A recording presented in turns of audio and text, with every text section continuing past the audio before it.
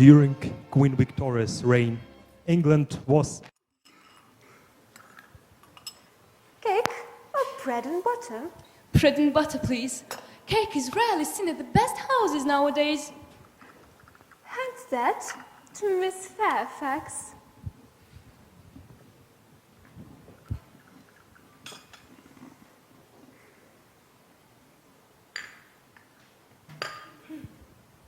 You have filled my tea with lumps of sugar, and though I asked you most distinctly for bread and butter, you have given me cake. I'm known for the gentleness of my disposition and the extraordinary sweetness of my nature. But I warn you, Miss Cardew, you may go too far. To save my poor, innocent, trusting boy from the machinations of any other girls, there are no lengths to which I would not go. From the moment I saw you, I distrusted you. I felt you were false and deceitful. I'm never deceived in such matters. My first impressions of people are invariably right. It seems to me, Miss Fairfax, that I am trespassing on your valuable time. No doubt you have many articles of a similar character to make in the neighborhood. Nellie, will you keep a secret for me? Is it worth keeping? Yes, an inquiry is made, and I must let it out. I want to know what I should do. Today, Edgar Linton has asked me to marry him, and I've given him an answer. Now, before I tell you what it was, you tell me what it ought to have been. But, Miss Catherine, how should I know? Considering the exhibition you performed in his presence this afternoon, I might say it could be wise to say no. Since he asked you after that, he must either be hopelessly stupid or a venturesome fool. If you talk so, I won't tell you anymore.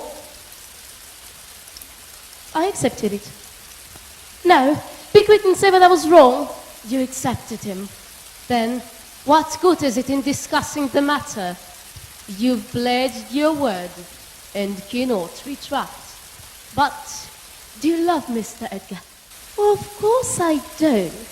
Why do you love him, Miss Catherine? I do, that's sufficient. No, you must say why. So the tradition for naming inventions after people has always been around. And this tradition was brought to an all-time high during the Victorian times. And we're going to start off with some pieces of clothing named after people, and then switch to more miscellaneous things. The first item is Wellington boots, and today these waterproof boots are usually made of rubber or plastic and are worn by everyone. In the 19th century, Britain was the workshop of the world. It pushed the world through the revolution that changed the way we live today. However, the only way you could move around that place was on a horse. There were absolutely no chavs driving Vauxhalls. Can you imagine that? So Brunel, what about him? He put the beauty into the beast of the Industrial Revolution. For example, what I wanted to show you.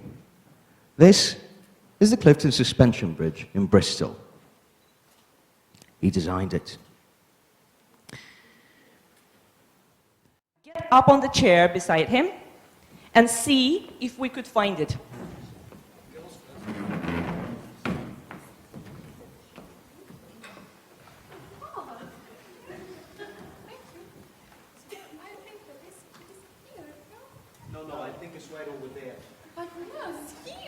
And we each discovered it in a different place.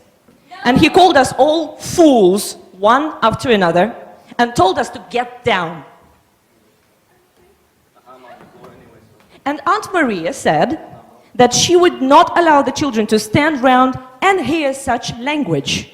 And next time Uncle Podger was going to hammer a nail into the wall, she hoped he would let her know in time, so that she would go and spend a week with her mother while he's doing it. Oh, you women, Uncle Podger, you're saying.